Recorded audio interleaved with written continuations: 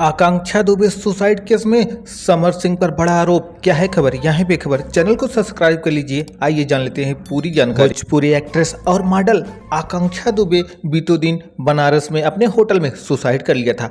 अब उनकी मां ने गायक और एक्टर समर सिंह पर, जो उनके बॉयफ्रेंड भी हैं, पर गंभीर आरोप लगाते हुए नामजद एफआईआर दर्ज करा दी है।